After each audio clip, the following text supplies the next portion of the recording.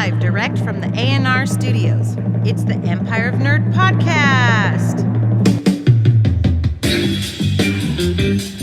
Here's your host, the PokéTrooper.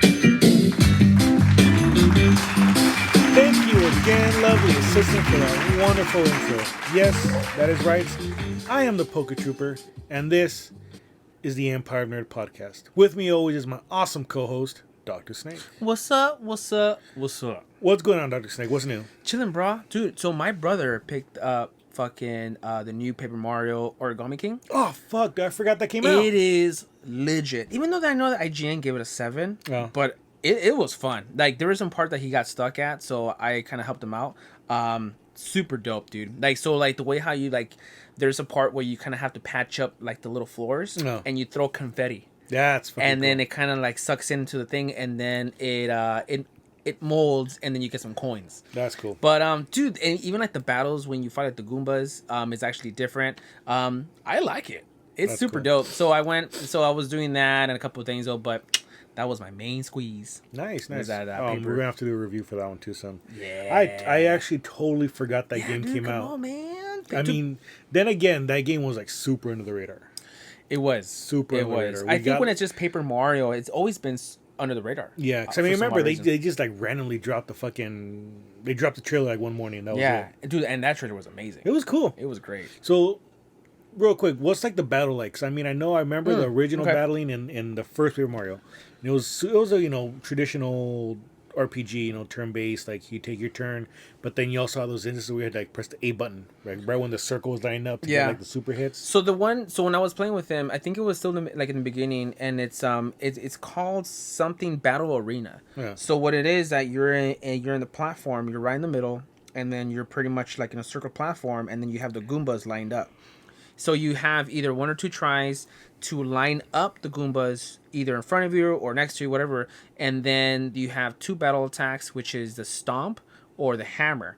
And then so when you're lined up for Goombas, it's better to do the stomp. So he does them line up. So it'll be like a little, it'll be playing like a leapfrog.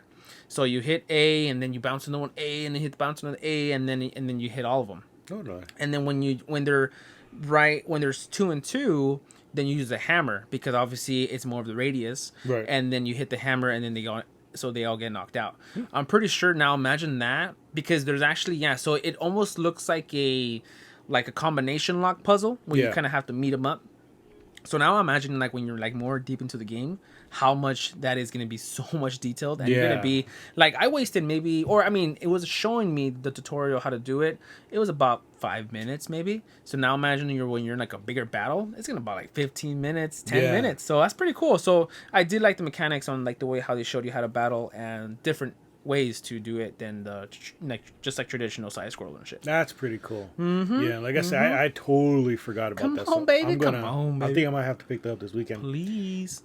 But we have our review today, as everybody's been waiting. Oh yeah. So first we're going to apologize because it did take us a while because we had kind of a busy weekend. We both had things going on, so we didn't get too much of a chance. We've been playing all this week, but before we jump into our review, let's get some of the news out of the way, Please. and dude, let's get the craziest shit out of the way. So for all you wrestling fans, I'm sure you're aware that there was this huge thing. I think it was called like horror, WWE Horror Extreme, whatever the fuck it was called. I didn't watch it, but I saw the highlights. Yep. And one of the biggest thing was the Rey Mysterio Seth Rollins wrestling match. Yeah. So I guess apparently they had this history together where they just recently had a match, and Seth Rollins like fucked up Rey Mysterio. Like he threw him into the steps, jacked up his eye, whatever. And then they were like, oh, okay, Ray, well, you want your revenge. Like you set up the match, whatever, blah blah. Like you tell us what you want. And Rey Mysterio's like, I want an eye for an eye. Oh. Eye for an eye. That's what it is. You got to claw each other's eyes out, dude. When I heard about that, I was like, really? Come on. Okay. Yeah. But no, dude, like WWE did not hold back, and Seth Rollins got Rey Mysterio's head, smashed it on the steel steps, and his eye popped out. Híjole. To the point that Seth Rollins just like backed up and puked all over the freaking floor. Híjole. And it's just like, holy shit. You just see Rey Mysterio fall on the floor, and there's his eyeballs like under his fingers and shit. Like, I mean, realistically, we know what's going on, but yeah. In the world of wrestling, it looked amazing. It was actually decent. I believed it when you just told me. I mean, it's like, it's real to me, damn it. But no, it looked good. Like, I mean, obviously, it's like that's not really his fucking eye, but yeah. So he did like a Kill Bill, like more or less, dude. But with like those stairs, so he grabbed his head and like popped it out like a beer cup, like a beer bottle. So, but yeah, so that's the biggest news. So we all know. Man, eventually there's gonna be like some revenge or something like that. I thought maybe like the ladder cage drops from like 30, 50 feet was bad, but that eye one is. You know what I missed, dude? What I miss are like the custody battles. Oh yeah, it was Rey Mysterio and Eddie Guerrero wrestling for custody over Rey Mysterio's son. Yeah, that was pretty. Damn, I kind of missed that. I'm not gonna lie. They got like a divorce. But anyway, so wrestling fans, you already know.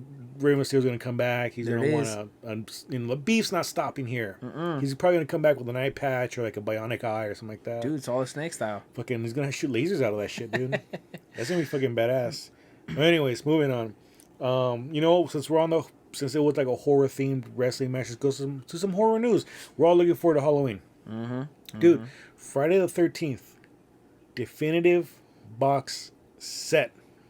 That thing looks like a toaster, dude. It's so the box. I mean, yeah. So okay. So the whole point is they're going to celebrating the 40th anniversary of Friday the 13th, and this thing has 12 movies from the originals all the way up to the newest remake in 2009. Even the one that gone in space. Yeah, Jason in space, dude. That was a good one when he got the bio nano machines and shit. I feel like that was a weird era for any movies because they like try to clash. Sci-fi and horror, and I was like, what the? It was very Sci-Fi Channel feeling to me, dude. Yeah. Because they also like nanobots and shit. And I thought the mask was okay too. I was waiting for like Metal Gear.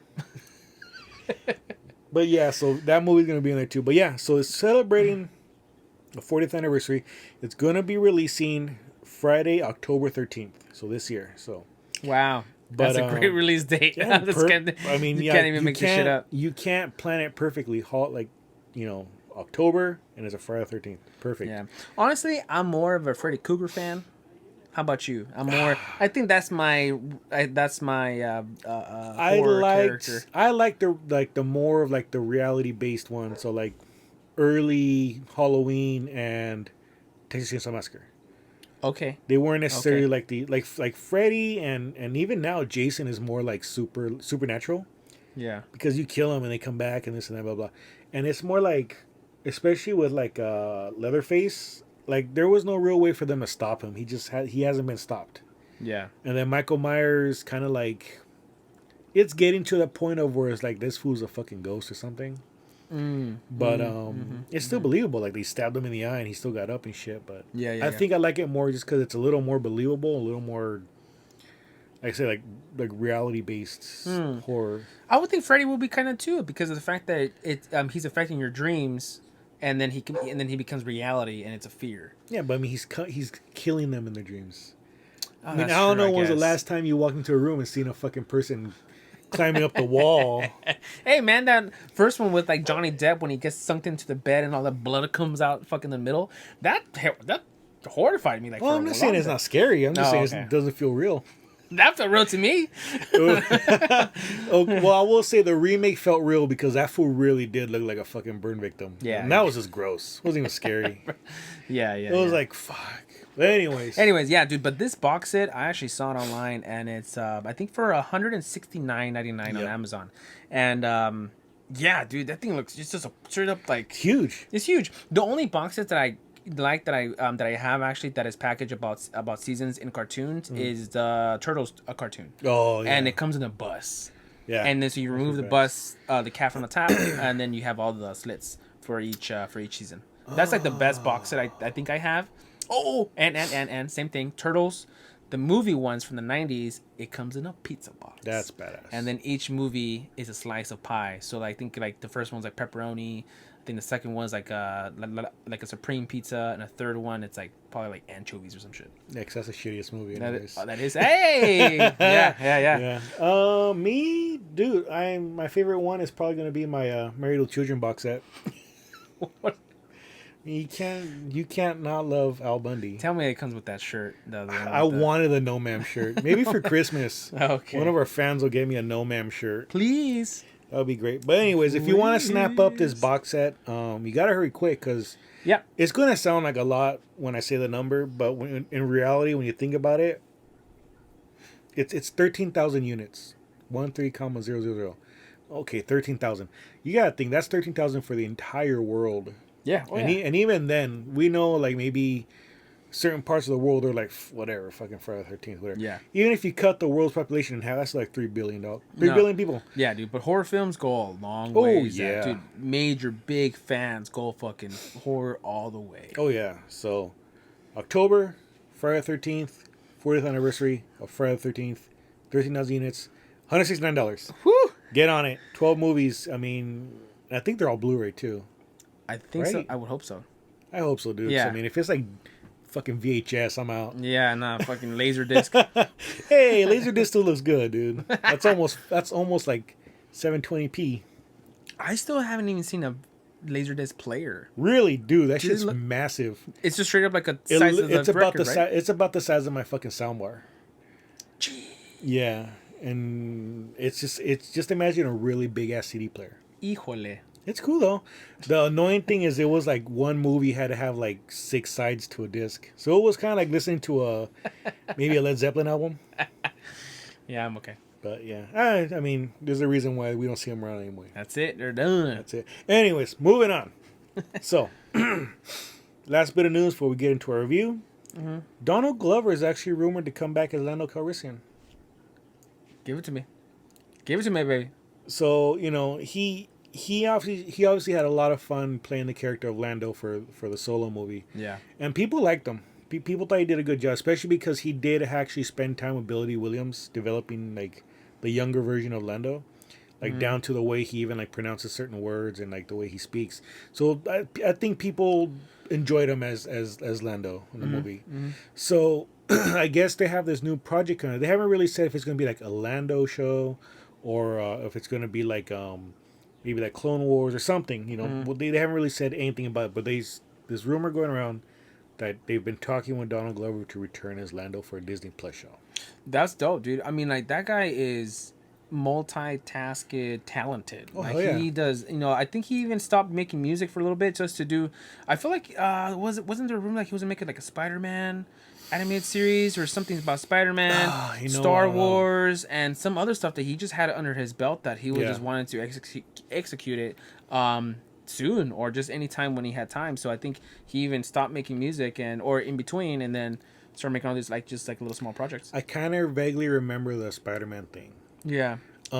Because when he was in the movie in the film where I think he's pretty much like the guy that either is buying one of those like guns, those like Halo guns or like that blasts. I think. And then he shows up and then he's like, oh, I'm out, man. Like, you know, Spider-Man's here and this and this. Yeah, I think so. Yeah, and then he dips. So I think, you know, he had a huge influence in that. And then I think after that, he just wanted to pursue that. You know, it'd be badass to have him in charge of like a Miles Morales Spider-Man movie and then let him do the soundtrack as well. That'd be cool, dude. Man. That'd be badass. They should have got him for like to do the soundtrack for the... What was the one called? The Spideyverse? Yes. That would have been good. Into the Spider-Verse. Yep. I mean, hey, it couldn't hurt. It was good enough. I love that movie. Yeah. But Same. yeah, so you know, one thing they thought about was that because now again they haven't announced anything with Billy Dee Williams. So Billy Dee Williams has expressed like he's had a lot of fun coming back to Star Wars and doing stuff with the Star Wars universe. So they're thinking one option for this show might be because in I believe The Rise of Skywalker, he had made kind of like a comment to Rey or Poe or somebody that they were talking about, like I think the orphans from like the stormtroopers and all that, the ones they kidnapped. He goes, oh yeah, we're gonna no the girl that helped Finn when they got on those fucking space horses. Yeah. Those weird things. Mm-hmm. So they're all like orphans. They don't know where they're from. And he kind of made a comment about he's gonna help like all these orphans find their people and their families and shit. That'd be cool. Reunite them. Yeah, because even at the end of the film, the little boy sweeping, he grabs the broom with the force, right? Yeah. Yeah. Those are more slaves though. Oh, that's a whole other issue. My bad. But no, yeah. So, but I mean, you can bring that in. I mean, but the thought is that it's gonna be this kind of like cool conglomeration of both young and old Lando. Mm-hmm. So they will have like the scenes with Bill D. Williams like helping these orphans out and finding their family, and then have like flashback scenes with Donald Glover. That'll be tight. So that would be pretty badass. That'd be good. So it'd be either something like that, or maybe something along the lines of like post Solo. Maybe bring back what's his face to play young Solo again. Oh yeah. So it'd be cool. Yeah. It just comes down to what Disney's gonna decide, because we all know Disney hasn't been making the greatest decisions when it comes to movies lately. So. No, I think they just want to get your money. Pretty much. Give me your money. Well, even with comics too, I believe. Even I think my girlfriend actually wanted to pick up. I think the Wolverine issue 1. I think kind of like a revamp. Oh. And we went to the comic shop, and then they actually she was gonna pick it up, and then the person that was actually working there, she was actually pretty knowledgeable on the X-Men series, and then she was like, oh well, if you want to read that, we'll pick up this and pick up this and pick up that and pick up this, just to know what's going on. Yeah. And it's like fuck, that's a lot of mixed comics that you literally have to buy the whole like cable and this and that just to see what's of backstory. You like the mashup, yeah.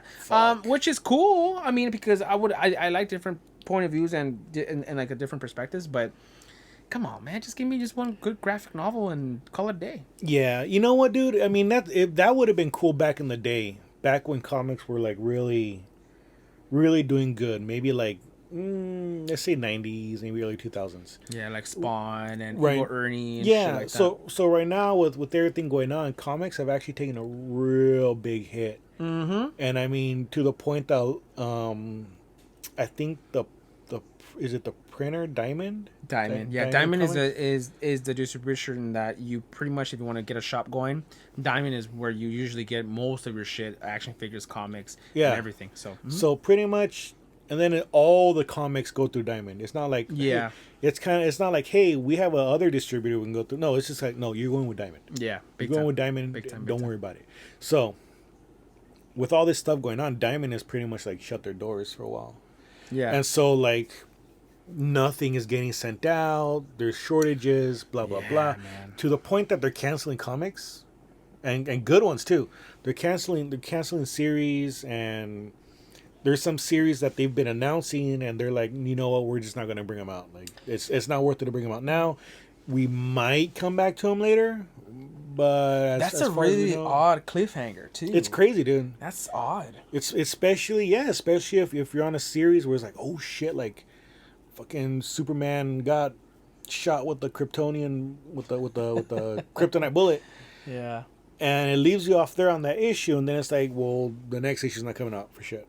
Like, sorry, we're gonna cancel. Like, that's a huge bummer. That would suck. Yeah, that would suck. Even when I was reading the Power Rangers and Turtles, I got issue 3 or 4, and then I think there's a total of 6 or 7, and then that's it, right? Yeah. They haven't even. I don't even think they haven't even released the other ones, or they even took a while between the gap of 4 and 5. Yeah. I'm like, where is he? It's kind of that month. I'm all looking at my watch. I'm like, fuck. Well, when are they gonna do it though? But dude.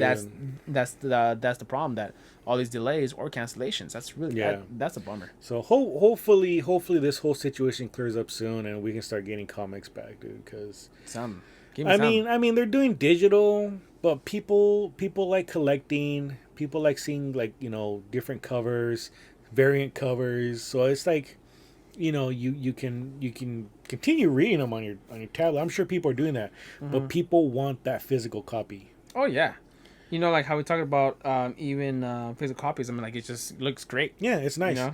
I mean, I have a shitload of Blu-rays and DVDs. I don't watch them. I haven't watched a Blu-ray or DVD in, I can tell you, at least a year. But I like having them. Especially the nice boxes. Yeah, exactly. Yeah, but anyway. So. But even like how Stan Lee says, comics are like boobs. They look good on the computer, but I'd rather hold them in my hand. There you go. There it is, the great Stan Lee himself. The manly. That's pretty much it. Pretty much, dude. So, anyways, getting back to original. Okay, all right. Back to original talk. We like to tangent. Yeah, I mean, so hopefully soon we get some more confirmations, some more story details. Be really good because I mean, I feel like the show side of things for Star Wars is actually doing very, very good right now. Yeah. Mando, we're gonna have Bad Batch, Clone Wars, Rebels. It's all going in a good direction for the shows. So I think it's kind of maybe time to just stick to that for a while. Yeah, definitely. Give the movies a break. Yep.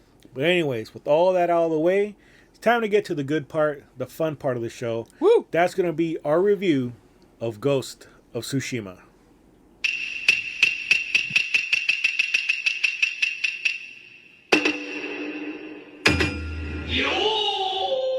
It's a little traditional Kabuki intro there for you. And actually, real quick before we jump into our review, I actually seen this was a while ago. They actually did a special thing in Japan where they kind of made a Kabuki traditional play for Star Wars. What? Yeah, it's really, really cool. Oh, man. So the video was like someone's phone or some shit like that. So I mean, there's no subtitles in it, so I didn't understand a single thing said. Mm-hmm. But I mean, the whole thing was amazing, dude. Really great, awesome costumes. I mean, the actors were great, and then just the effects they did, like when so obviously they're supposed to be like lightsabers, but they're like samurai swords or they're katanas, and they do the whole battle between I think it was supposed to be the fight between Obi-Wan and Darth Vader. Mm-hmm. And fucking Darth Vader goes in with the slash. Whoosh, and that fool that was playing Obi-Wan got red ribbons and threw it out. So it looked like it was like the blood sprays. Dude, it's the coolest thing. That's tight. So if you guys at home don't have shit to do later or whatever, or maybe go check it out right after the show. Just look up Star Wars Kabuki play. It's really great. Like I said, there's you might not understand. It's probably about half an hour long, but amazing. It's just amazing. That's pretty cool. But yeah. But anyways, yeah. So finally, here's our review of Ghost of Tsushima. So just a refresher of how we do things here. We're gonna go everything off of the 5 pillars of gaming: graphics, gameplay, controls, sound, and story. We're gonna grade each one on a scale of 1 through 5, and we're gonna add all those numbers up, and that's how we're gonna tier the game. You know, obviously a perfect score would be, was it 5, 10, 15, 20, 25. 25 points, I'd be a platinum. Let's say like 24.5 to like 20's gold. And then like, 19.5 to 10 is silver. And then 9.5 to 5 is bronze. And everything under 5 is shit tier. Yep. I know those fucking tiers are real big and don't make sense, but we're still trying to work it out. And then after that, we're gonna give our overall score of the game, again between 1 and 5, whatever the hell we're gonna do. So but first, before we get into it, like, how far have you made into the game so far, without getting any details? Let's see, about probably mission number 2. Really? That's it. I only play a little bit, just but enough to grasp, or mission number 3, ish. So yeah, I played enough, but like how I said, I was playing Paper Mario, bro. It was such a good game. But anyways, but enough to grasp on the way how the characters are, what you need to be, what needs to be done for the storyline, and the graphics wise. So it's pretty much, and actually really picked up even in that little smart period. It reminded me of a couple of games off the bat. So, I think I'm like a couple hours in. Well, if we're talking about like game story wise, probably about like maybe 3 to 4 hours. But like actual gameplay wise, I'm like about 15, 16 hours deep. Damn! And that's just, dude, all the random shit you can do on the outside. Damn. So there's a lot of shit you can do. Okay, so this one's gonna be more towards you, but for me too, like I'm gonna reflect. Yeah. Honestly, dude, you could have totally fooled me and told me this was you could have totally said this was the newest Assassin's Creed game.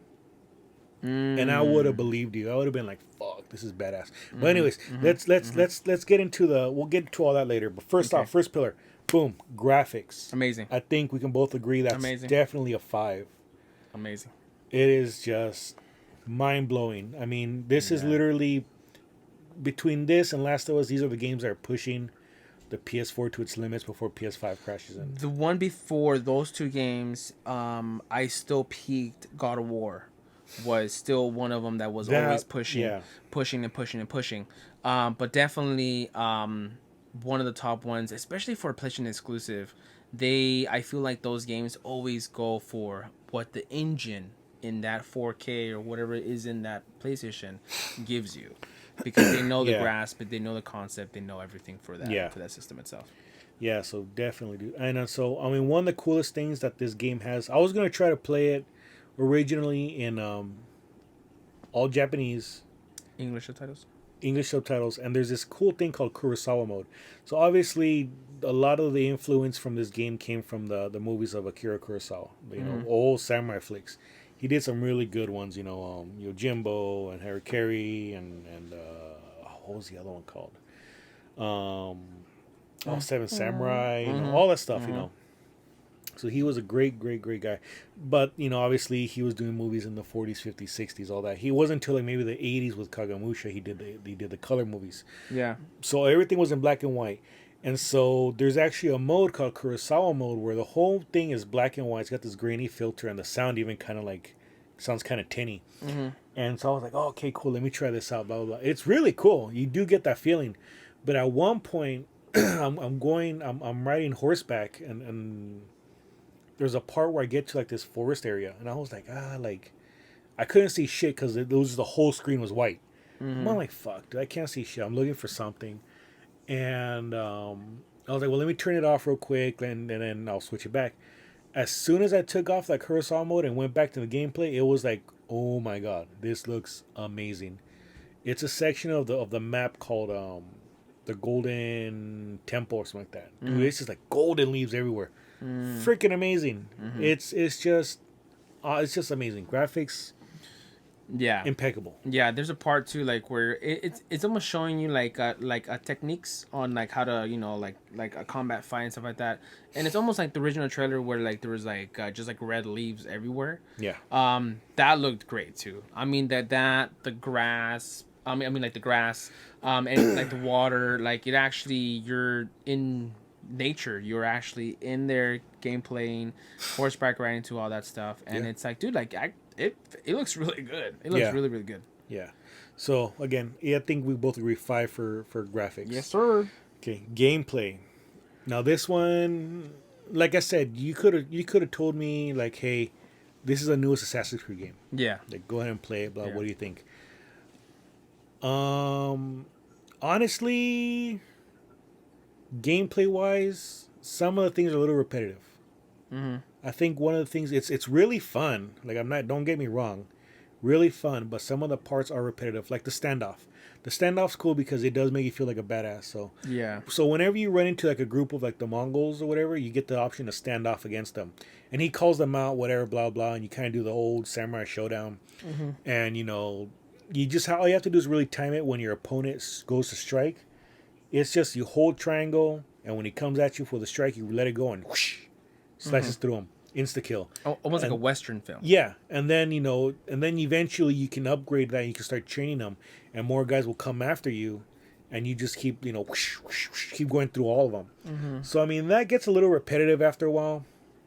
Like I said, you do have some like climbing elements where you can climb houses, climb mountains, things like that. Which actually reminded me more of like Uncharted. Yeah. The way he jumps and climbs and things like that. Mm-hmm. Actually reminded me a lot of Uncharted. And then the other thing it reminded me a little bit of, and actually Lovely Assistant kind of like made the remark, was like, especially when you're going across the map on horseback, it's a lot like Red Dead Redemption. Yeah. Huge map. You're just traveling on horseback. You got this cool soundtrack. And just like these like beautiful vistas. Mm-hmm, mm-hmm. So like, for me, I feel gameplay was a little repetitive, especially like the sneaking missions. They weren't bad, but they weren't the greatest. For me, I would say 4.5 for the gameplay. Okay, so for the gameplay, it reminded me of The Last of Us a little bit, and also Spider-Man. And this is just based off of like just pretty much off of PlayStation games. What was your samurai web slinging or? Yeah, right. So I because the Spider-Man is almost like Arkham City. So when you have like a Spidey sense or something like that, or like a bad guy is trying to attack you, you see the red on the character when you're about to, and then you dodge. So that reminded me like a lot about Spider-Man or about Arkham City. And then The Last of Us 2 is almost like the sneaking and the crawling, the jumping. So it's kind of a mixture of that. And then so when you hit start, and then when you try to upgrade either your sword or either your clothing, straight up God of War. Yeah. I feel like they just sucked it out of God of War and then just said, you know what, this mechanics actually works out well. This is where the gameplay could actually shows your progress on the stuff that you collect and to stuff that you could actually armor up. And almost the exact same thing. Like it actually has like the bars on the top, the controllers, and like so forth. Has a character on the right side, and it's almost like Kratos, but with his son. And you could actually get armor for his son and for him. Right. So the gameplay itself, yes, I do understand completely that is actually a little bit repetitive. Even though I haven't gone so much though, but enough to understand that I feel like okay, I'm gonna do this a lot. Yeah. I'm gonna keep going. Especially with the battling. Mm-hmm. You have kind of for the first 10 hours, you have like very basic. Well, I'll say for the first 3 to 4 hours, you have very basic, just light attack, heavy attack, block. That's all you have. Mm-hmm. Then maybe you can dodge out of the way. And then it's not until maybe like the 10-hour mark you start getting like a little bit more wider, like variety. You get like the kunai, and you get the short bow, the long bow, the sticky bombs, the regular bombs. You can get a wind chime to distract them. Yeah. But all that doesn't come until later. And then even then, until later after that, you start learning different like sword techniques and this and that. Mm-hmm.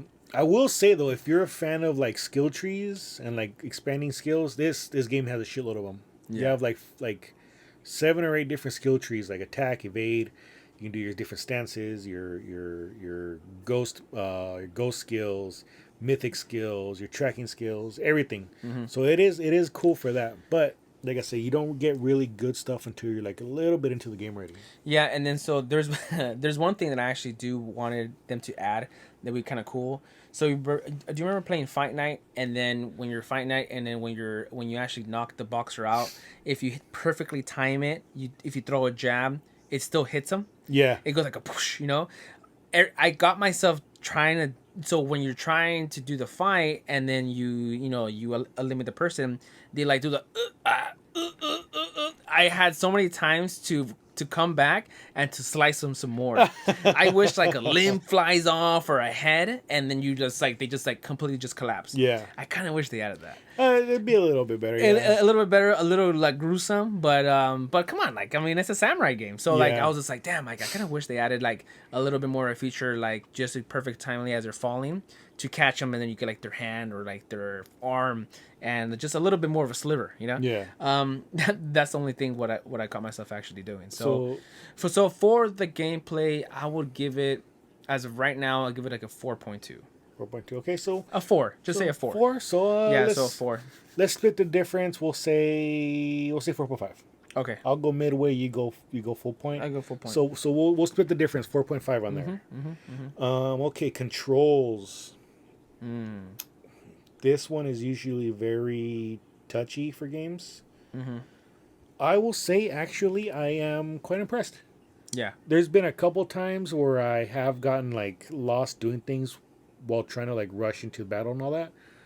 But overall, I feel like controls are pretty snappy. They're pretty good. Yeah.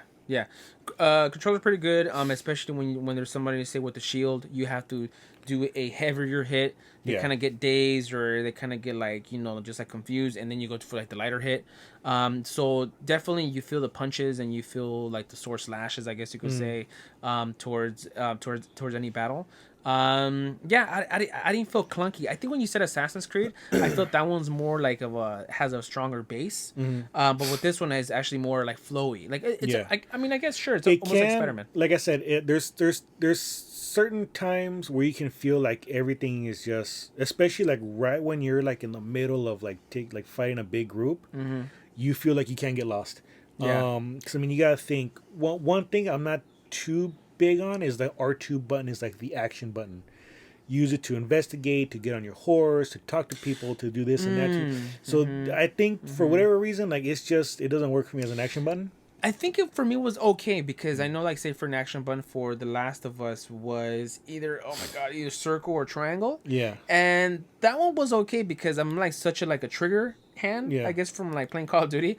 I think that was kind of okay. The riding the horse one I think throws me off a little bit, but for sure collecting, squeezing it into cracks, doing that R2, I think it's a little too much for that button that they're applying it. Yeah, I believe. I actually think they streamlined the horse riding pretty well. It's just forward to move, let go to stop. Yeah. Click it to sprint. Yeah. You're not holding like 30 billion buttons like on Red Dead. No. Yeah. I will say it is very trigger heavy. Yes. So you have your light attacks on your square, your heavy attacks on triangle, your dodge and your roll on a circle, and your jump and X. But then it's like you have your L2 to pull out your bow, and then while you're holding L2, you can hit left to either switch out to, let's say, like your throwing stars, or you press up to throw to your bombs. But then also while you're holding that, you can hit square to have regular arrows, and then triangle for flaming arrows. And then it's like you have to hit R1 or L1. So dude, yeah, it's crazy. And then it's like R1, and you can change your stances, and you have like 4 or 5 different stances. And then it's like, well, if you click L2 and R2 at once, you can throw out like a sticky bomb. It's like, dude, there's a lot. Yeah. A lot of maps to the shoulder buttons. And that's kind of like it gets a little too much. Like you could have easily just put like, directional buttons could have just been your this and your that. Like you have your left and it calls your horse. Yeah. And then the cool thing is they actually use the touchpad. So you swipe right. I think if you swipe right, that's the wind, and it's cool because the wind is what shows you. There's no compass or anything like that. The wind takes you everywhere. I think you slide up, and that'll be like he can sheath and unsheath his sword. Yep. Slide left, you get play the flute. Slide down, I think he bows. Things like that. So pretty simple stuff. And then if you hold down the touchpad, he goes into like the focus mode, which I mean eagle vision or whatever the hell you want to call it. Almost like The Last of Us. Like you get that radar to be like, okay, well he's over there, and stuff like that. Which is become kind of standard for games. Yeah, and that's actually from the square middle pad thing. Actually, I think I like the uses of that. Like even like when you do like the wind to directly, I caught myself in my. Like would trying be cool to. If you have to blow them remote. That'd have been badass. Damn it! But I actually do like the mechanics because I know like a lot of games really didn't use that feature. No, they didn't. Even like how I said before, I think from another game, they didn't use that speaker. I know that they used some of the sound, and I didn't realize it because my sound bar was on. But I heard some sound actually coming from the controller. So, so definitely. I think they tried to extend it just a little more than usual. Yeah. So overall, what would you give the controls? I'll give it a 4. Same. I'll give it a 4. Like I said, it's responsive, it's snappy, it feels good, but just trying to remember it. It's kind of hard. A little bit. You have to deal with all this stuff mapped to the shoulders. I got to give it a 4 too.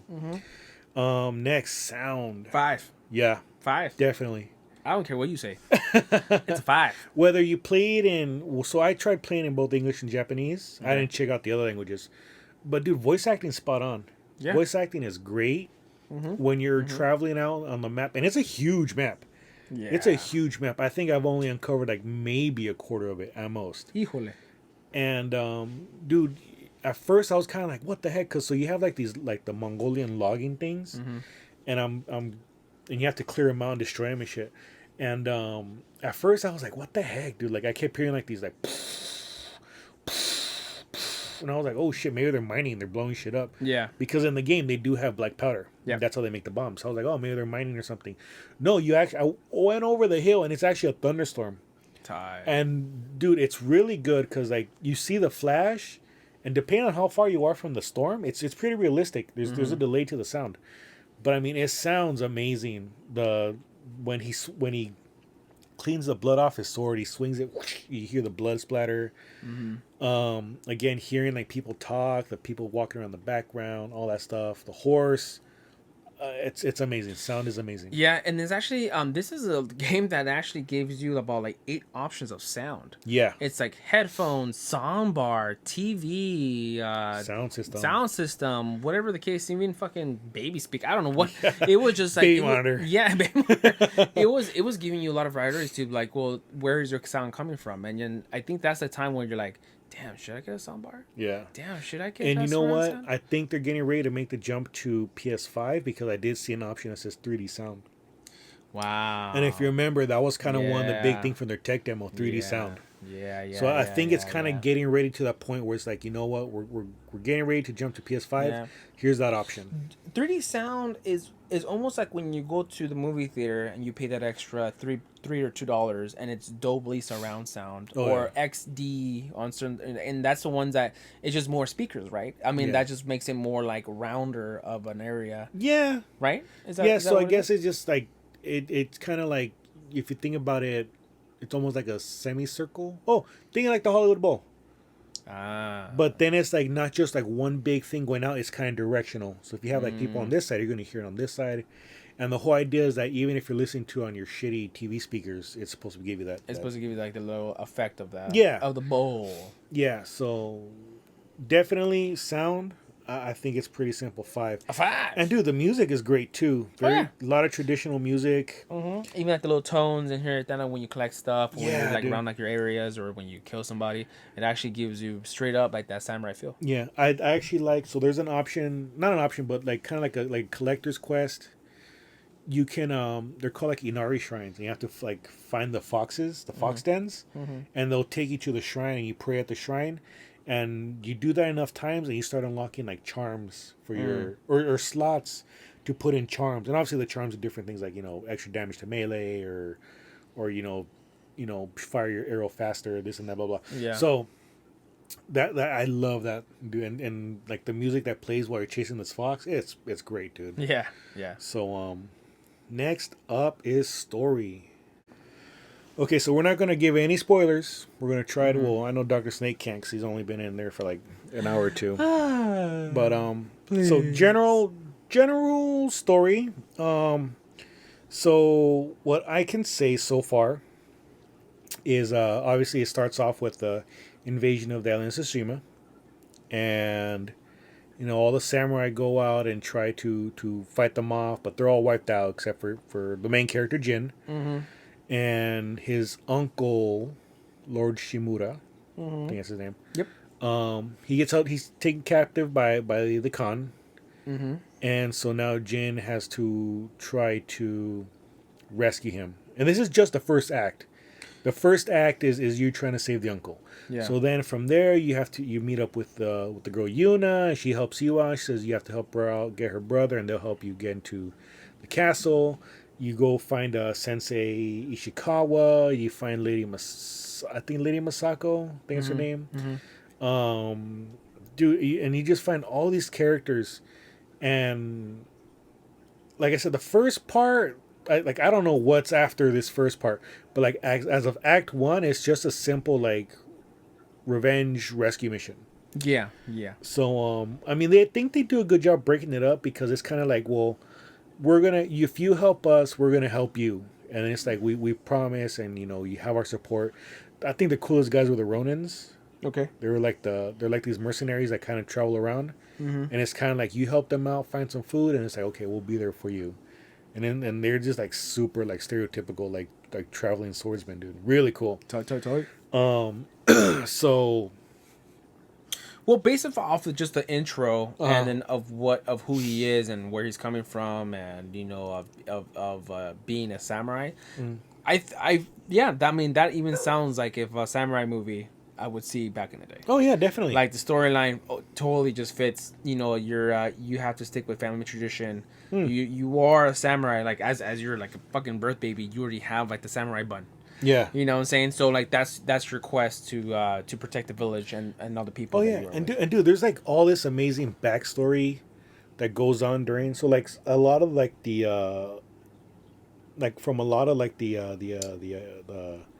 tutorial, it's like him flashing back. Yeah. Training with his uncle. Yep. And it's really cool, and that's when they teach you about like some of the the samurai ideals, and then Jin having to like. So one cool part that I actually seen. I don't know if you run into this yet. So the character Yuna is the one that teaches you. Not well. See, that's the thing. They don't actually teach you how to do like the ninja moves. This is kind of like she tells you like, oh, you just sneak up and stab the motherfucker, and you kind of got to like, oh, okay, I get it now. Yeah. But the thing is, Jin he struggles with this idea because he's grown up with this idea that when you have to kill a man, you look him in the eye and you do it with honor and this and that. Yeah. It's funny because like little by little, the more you do it, he starts hearing like his uncle. And at one point, I actually jumped off a building, landed on a dude, stabbing him like sneak attack, and it does like a whole flashback scene, dude. Like right in the middle of gameplay, whole flashback scene of him talking with his uncle. Like, you know what, like when you fight a man, you fight him with honor, look him in the eye, and you kill him, this and that. And then it jumps back into the gameplay, and I'm like, oh shit, because now I'm like surrounded by like 30 people. Yeah. But and then I mean, overall story is just like you're trying to defend your homeland and you're trying to kick the Mongols out, and it's really cool. I mean, I think even like the long term story is really good. I don't know what's going to happen after the first act. Okay. I mean, like I said, I'm not that far in, but even just the first act, if you stretch the first act to the whole game, just try to find as many people to help you out, because all the samurai are gone. So find as many people to help you out, create a small army, and then storm the castle to save your uncle. I think I would be happy with that. Yeah. That would be badass. That's tight. As far as like originality goes, I mean, hey, it's a traditional samurai. Yeah, so the story. Yeah, so for sure they're influenced on anything, but it's typical saving the village and your own people. Yeah, it's nothing too amazing, but still a good story. I would give it a 4.5. Okay. Do you want anything else? You know what? I think I'll probably just stick to that. To that actual score too, because like how I said, I'm not too far in though, but but it does actually seem that it is going to progress on the characters, on what they're going to teach you, on what they're going to give you. It's almost like scratch our back, we'll scratch your back. We know that you're by yourself or whatever the case may be, and to becoming a ghost. When you finish the game or even before that. Yeah, I think I'm really enjoying it. I'm actually having fun. I said, sorry guys, I haven't not became too much review because that damn paper origami king. I'm telling you. Anyways, but yeah, I'm ready for anything. Okay, so we got our scores in. Yes, sir. 5 graphics of 5, gameplay 4.5, controls 4, sound 5, story 4.5. Let me try to stumble through this math real quick. 5 and 5 is 10. 4.5. That's 9. Plus, so that's 19. Plus another 4 is 23. 23. So, dude, easily gold tier game. I love gold. So, dude, yeah. I mean, it's simple enough. This is a fantastic game. Yeah, it is. And then and then the reviews, they give it a 9 out of 10. So you are gonna get your get your samurai fix if you're into the Tom Cruise The Last Samurai. Which was actually a good movie. Yeah, I liked it. Yeah, it's good. I'm not gonna lie. Hey, you know what? Extra special samurai, give it a shot. Last Samurai. Cool. The Last Samurai. Yeah. But no, yeah, dude, definitely. So this is definitely a gold tier game. Gold tier. Would you say there's anything that you like, one gripe you have so far with the game? Haven't seen it yet, honestly. Maybe I would want to probably the one how you said too, just being so saturated and you're like doing the same move each time. Yeah. But you do progress, of course, and you like at different stands and different movements, different blockings. From either from spears or swords or bow and arrows. Yeah. I'm sure that will. I'm hoping you could like cut a bow and arrow as it's coming to you. Is that a thing? I'll talk to you after the show. But yeah, so see, like those little small things. I would hope that there's in it. It seems like there's hoping in it. So I'm just kind of ready for it though. But I think that's the only thing of what I'm gonna get tired of, just as a saturation though. But I don't blame it. It's almost like Red Dead, almost like this. So I will say it is definitely worth learning the parry moves. because it's a pain in the ass getting the timing down, especially once you start getting to like the more heavily like Mongol infested areas. So with the area you start off in, you got like a lot of the grunt guys, no armor, shitty swords, things like that. So it's a lot easier to parry them. They move real slow. They come in swinging, and so the parry, you just kind of like click the guard button real quick, like right before it hits. And yeah, he's like, and he knocks his sword off to the side and opens them up for attacks. And usually once you do that, you can open up real cool combos, get cool animations. And then later on, you get those guys with the red light. And so those guys, when they swing for an attack, a little red light comes on. You can't really parry those, but you can dodge out of the way. So that's simple. But later on, you got guys who have a little blue light on them. Oh, damn. And those guys, again, you can't block it.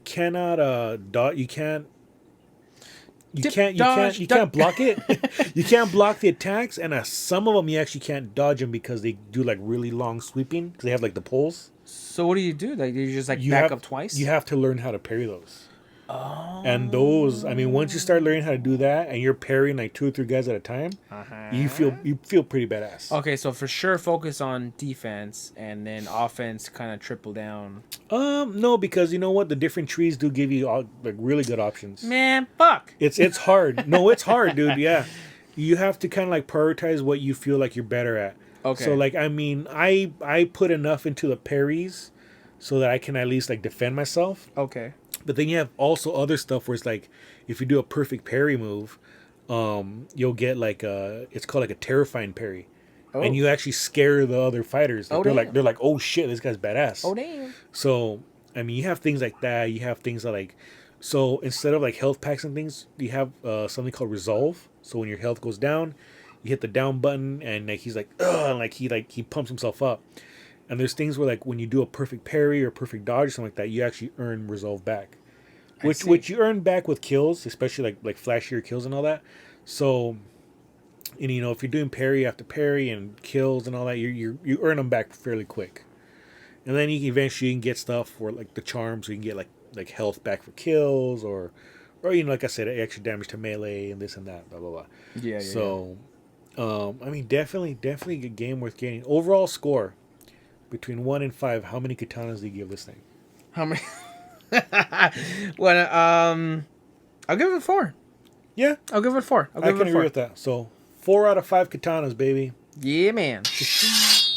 So yeah, that's our review. 4 out of 5, firmly in gold tier. Yeah. I will say this: I was talking to Burrito Supreme, who donated me a copy, which means he just let me borrow it. He called me on the phone. He goes, "Yeah, dude, it's good. It's not worth $60, but it's good." I have to disagree, man. It is a good game. Yeah. It is definitely worth your money, and it is like the fastest. It's just selling out so fast, dude. Like they did a whole thing where a bunch of like other Sony like developers and stuff did together. They did a mashup of Ghost of Tsushima and Last of Us. Oh, so I think it's Jin. You know, and then behind him is Ellie dressed like a samurai. Or I think she's just dressed like regular with the bow and arrow. That's tight. So it's pretty cool. That's tight. But yeah, that's our review, guys. Ghost of Tsushima, solid 4. Gold tier, dude. Gold tier game, you know. So go out and pick that up and let us know what you think. Have you beaten it yet? You know, just tell us how do you feel about the game. Let us know in the comments what you think. You know, or just in general, just let us know what you think about anything that's going on the show. You can always follow us on our Instagrams. We're gonna leave all the stuff in the down in the description. So you got me at the PokéTrooper, Dr. Snake at Liz of Sneakers. We have the main show page, Empire Nerd Pod. Yeah. And you know what? Give us a follow there. And you know what? Hopefully you'll subscribe here, you know, to our new follower. I think we got 1 new follower. Welcome to the show. Yes, thank you for joining us. You. You know what? Like, hey, you know, share the video, give us a like, subscribe, leave a comment, guys. You know, we're trying to get some more outreach everywhere. And yeah, thanks for joining us today, guys. Next week, we'll try to hit you with another show. Probably hopefully a little earlier in the week. I know we've been getting them out kind of late these last couple times. So, we'll try to get you guys a little sooner. Yeah, anything you want to add before we get out? That's it, man. Just thanks guys for the support. Just the two of us. Like talking what we like. Seeing what we love, and talking to you guys. Hopefully we could connect in some type of way, baby. But we're just thanks guys for actually are listening to. We just got some stickers in, and hopefully we can figure out how to distribute. Oh my god, I forgot about the stickers. Holy the decals, shit, baby. So yeah. So if you guys are interested in any of them, in their main podcast one, slide is like any address, your mom's address, your cat's address, your dog's address, and we'll send you out one in the mail for totally free. But yeah, we just got some decals in. We're super excited for that. I totally forgot about. I forgot to mention that, dude. So I will put in a picture. I'm pretty sure if you follow us on Instagram, you've seen the picture that we posted. Lovely Assistant even made a coaster we're using right now. But dude, yeah. So we want to get those out to you guys. We want to give you guys like a nice little stack, maybe 2 or 3, so you can, hey, put one on your water bottle, put one on your folder, and then maybe go stick one somewhere so people can see it. Yeah. I'm hoping, actually, I want to get out to, if you're in the area of City of Industry, out to Frank & Sons. I want to see maybe if I can hide a couple here and there. And hey, if you find them, take a picture and then go stick it somewhere. Stick it on your dad's head somewhere. But stickers will be getting out to you guys soon. Yeah. And again, let's do all the cool stuff that YouTube asks us. And guys, until next time, I've been the PokéTrooper. I've been a Dr. Snake. Smell you later, nerds.